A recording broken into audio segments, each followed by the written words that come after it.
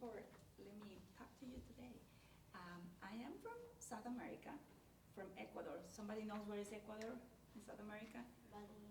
You know where is the equator, the line. So it's right there in the south. So we speak Spanish there. So I like to share my experience having my own business. And first, I moved here to the United States 18 years ago into Rogers, Arkansas, 16 years ago. And I have a degree as a teacher, and also I have a degree in psychology and education. So I studied for a long time, like 7 years at the university. And when I moved to the Arkansas, I didn't know what to do because I couldn't speak any English. So I was kind of confused. And knowing that I wanted to teach helped me a lot because, when I was young as you, I wanted to become a teacher. The only thing that stopped me a little bit is because I knew that teachers don't make a lot of money. So I thought, okay, if I am going to become a teacher, I won't make money. So I was thinking, how can I do better? So it was really frustrating when I moved to the state because I couldn't speak any English at all. So I was really blessed that when I called a language corporation that offer classes, I was looking for something to, my husband was bilingual, so I want him to do something with his language skills. So they were looking for teachers. And I told him that I cannot teach because I didn't speak English. But they said, you don't need to, because when you teach a language, you need to speak just one language. You don't need to walk back and forth to two languages. So I said, okay, I learned a little bit how to be a language teacher there. But I always wanted to have my own business. I thought, like, if I am a mother and I need to stay home, will be great if I have a flexible schedule. And it's really hard to have a flexible schedule if you have a full-time job. So I started teaching private lessons a little bit, once a week, twice a week, and I realized that people were really, more people wanted to have those classes. So I started at home because I didn't have any money. So I moved here to the state with $500,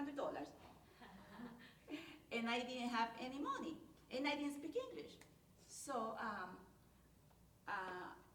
it was great that I was able to work with my children at home and in my home with people that were interested in learning a second language. And it was really, really great great and not so great that we didn't have a language school in the area. So people were looking for teachers that could teach private lessons. And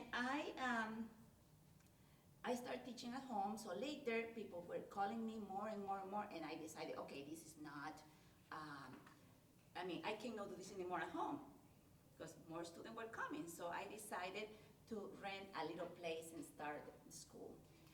I have learned through other people that have language schools. I search online and I talked to my previous boss, and everybody told me that it wasn't a good idea to have a language school because I'm not going to make any money, and I'm going to be in bad finance situation. But I thought, you need to be creative. You need to be, you need to start working when you do have a big need. You don't have to wait until you need a lot of money to start doing what you really want to do. So, in that point, I was really blessed that I had my husband that he was working, so I just started a little bit at a time. And then I added other programs in my school. After private lessons, I added a Mother's Day Out for little ones that wanted to learn a second language. And then I added Japanese classes, and then other English. And it was a little bit at a time, and then translation, interpretation services. And what I really learned through this is that, money is important, but what you really need is time and motivation. Because I really have the time, and I have the motivation, and I love what I am doing. So So it wasn't that hard for me because I'm doing something that I really like it. And so I really believe that if if you want to do something and you want to be your own boss, it's a challenge because you need to deal with several things. But it is something that you can you have control and you can decide how much time you want to invest in your business. If you have a family, if you have some things, other things that you would like to take care, you can do it. And the challenges are like finding great employees, people that are going to work as hard as you want, as you are working. So we are in a small area, and usually people that have a teacher degree are not in this area. So most of the time, if you find a language teacher in the area, are people that are have taken some classes and are taking other small courses that want to help them to teach a language, but they are not native. So that was my big challenge. Find people that are qualified, certified to teach.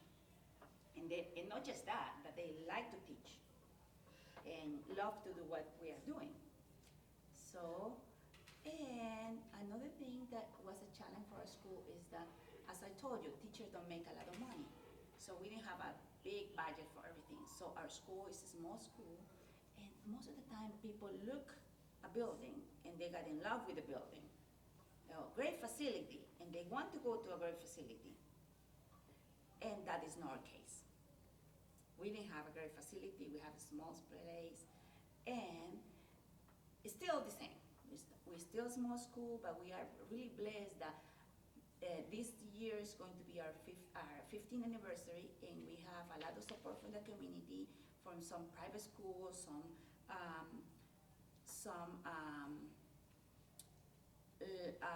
public schools, and even the University of Arkansas sponsors some of our programs. So we have worked so hard during this year that people know what we're doing, and we have a great reputation, so they want us to be there. So we really don't need a huge building to run the school because we go all over. We go to some private school, we go to some public school, we go to the World Trade Center that we teach adults. So we're teaching little ones, they start when they are 2 years old. We have a bilingual preschool, so they can be there for 3 years and learn a second language, can be Spanish or Chinese. And then when they graduate from preschool, they can come to the after school, and they come once a week to keep learning the language, practicing their language. And also we teach parents and adults, business people, that if they have time in the evening, they come to the evening classes. If they have time in the morning, they come to morning classes. So adults can come and learn Spanish, English, Chinese, Japanese, and other languages. Fantastic. Wow. And just, who speaks 2 languages in this room? Two. RJ, you speak 2 languages? What is your native language? Speak English. You speak English, but what do your parents speak? Filipino. Filipino. Can you hear it and understand Filipino? He just got here. Oh, okay. From the. Did you move here, RJ? Where did you move from? Where did you move from? Manila? Okay, so he's just brand new. So who speaks 2 languages? Okay, so you can understand what she's doing for people who are trying to learn English. She's trying to help them. How about questions for Miss Lorena? Questions that maybe will help guide your research, or questions that you're just kind of just interested, maybe not even with your research, but wanting to know more about what she does. Yeah. What's the age limits for your school? Any age. Any age. You know, my youngest student, usually we advertise that it's 2 years old because we don't have enough people that can take care of younger one. But so if we have spot, we take younger, and my oldest student is 91. Oh, Wow. 91. Yeah, my oldest. Wow, So that's cool. people take classes for different reasons. Some because they need for their job. Some for personal goals, like they want to learn and communicate with other people. And like traveling, But I have, my oldest student want to take classes because she runs a company. And she requests these employees that they need to learn a second language. And she said, okay, if I am asking this my employee, I need to be a good example. So she started taking classes with us too. Fantastic. We have people like me that want to relearn French. Oh, yes, that's So- right. was so short. So if I Does can she have ever, oh, yes, I have a right. picture here. And I think I'm just personally wanting to know, are you still the teacher, or now have you turned into the business side of it? I do everything. You do everything, Yeah, you I are do the. everything. I teach less than I used to do Mhm. because I have other people working. Right. But So now she has employees yeah, working for her. yeah. But I love to teach. That is something that I can give up. So Right. I work several hours in the office because I need to run the business. But I prefer to be in class. Yes. Sure. What I was going to do too is, if she doesn't have enough, I was going to make copies front and back, I have and this then for the send them first out. Is that all right? Is that okay? Any other questions? Because this will help guide your research. She talked about, her big message, I think, was actually being motivated. I think you knew you wanted to do something, and you had to work hard for it, and you continue to work hard for it. You can like this, decide, okay, today I'm not going to work. Right. To keep a business thriving, you need to keep working at it all the time, and just like with your schoolwork, you gotta keep up with it. So that message goes across many different areas, in jobs and in school and with family. Any other? And something else I would like to share is, maybe now you don't know what you want to do in the future. And it's hard, it's a hard decision because it's something that you're going to do for your entire life. But what you need to look around, what do you really enjoy doing? What do you have in mind when you Yeah. what you enjoy doing, and that might be something that is related to your profession. And what I did, and I really believe that is a great advice that my mom gave me. I was graduating from high school, and I was debating what I need to study. And I want to become a doctor because I like science and I like biology and anatomy, but I want to be a teacher. And I thought, okay, I'm not going to be a teacher because I'm not going to make money. So, but I went to both schools just to try out a little bit. They have one course that they offer before you enroll in school. So I went and I saw a lot of blood, and I decided this is not for me. I saw blood, bones, and dead bodies, and I thought this is not for me.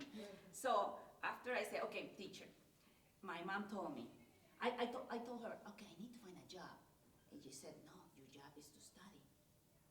And she said, I prefer that you go when you have time to see what is, to be volunteer in the school and see what is to become a teacher, do it. So I went to a school when I was in the university for a year. Like I talked to the principal and I was there every day like I was an employee. They never paid me. But I was every day from 8 to 2 p.m. every day, like a teacher. I went and helped the teacher. So I look and learn from the teacher. And I thought, okay, this is really, I like to do this. I can do this for my entire life. And I decided, because I knew ahead of time, so I keep studying my career because I knew that that's what I wanted to do. And I was really blessed that after a year, they needed another teacher. So they hired me next year as a teacher assistant. So I got paid the following year, and I just keep going until now. Now I have 26-year experience as a teacher. Wow. I started when I was 20. That's good advice from your mom. Study and then be able to walk. Yeah, and just look, if you want to be, I don't know, veterinary, just go to and help, just be a volunteer. And then you will see, this is really what I want to do, or no, this is not, I don't like this. Any other questions? Okay, so let's just talk about when a lecture series is usually over. Typically, you you come by and you might just say thank you to the speaker, and then you walk out. And if you have a question or two that you want to just privately ask, you're certainly welcome to. But what we'll do is we'll dismiss by tables, and you'll just come by and say thank you, and then you'll go back to your class. Does that sound all right? All right, if you are in Mrs. Ursery's class, you may stand up. If you are in Mr. Collins' class, if you are in, there you go. Lindsay, you get to be the one who walks up here and says, thank you, thank you. All right, good. If you are in Mrs. Carr's class, if you are